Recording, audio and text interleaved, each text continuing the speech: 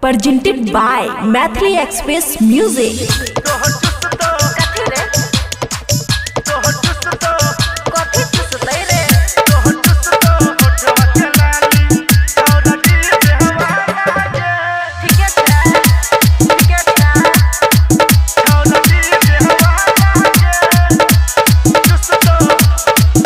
Recording studio बलुआहा। गोरे गोरे गाल छौरी घर तोर बंगाल गे झारी देख गर्मी छौरी छौरा बाहिर गे सुन गे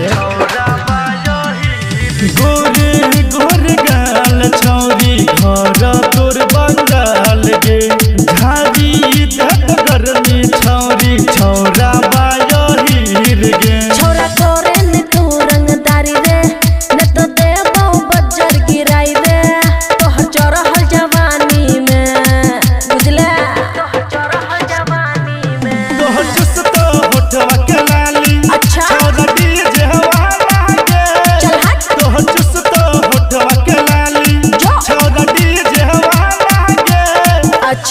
देख लबे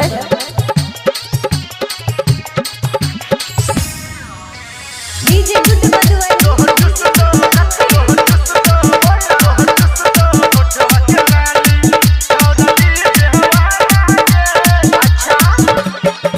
हेरे 16 के हमर उमर रे छुए न देबो कमर रे लग जते भले घाटा रे सटल न देबो पजरा रे सुनना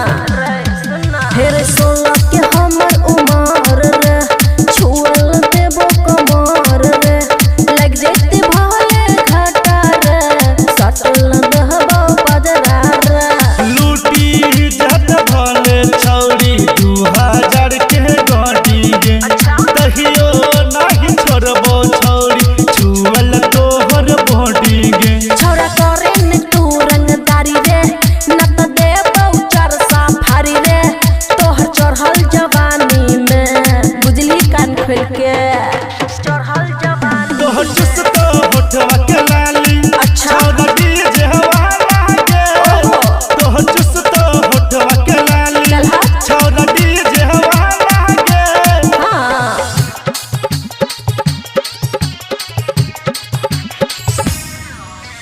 डीजे गुड बदुआ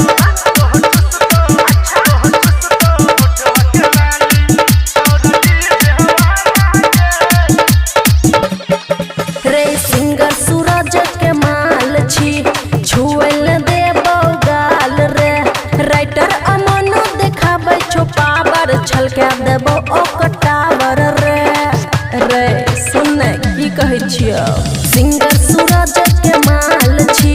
छुएल देबो गाल रे राइटर अमन देखाबै छो पावर छलके देबो ओकटावर रे से बीसल सोनू गे तो जवान के छौरी लगे तो जो भोग गे बोले न छौरा तू ऐठ रे न त जइबे कहूं बैठ रे आई चढ़ल जवानी में जरा बच के रही है बुझला तोहर चुसतो होठवा के लाली छौरा डीजे हवाला गे अच्छा तोहर चुसतो होठवा के लाली छौरा डीजे हवाला गे ठीके छै खुशी रिकॉर्डिंग स्टूडियो बलुआहा।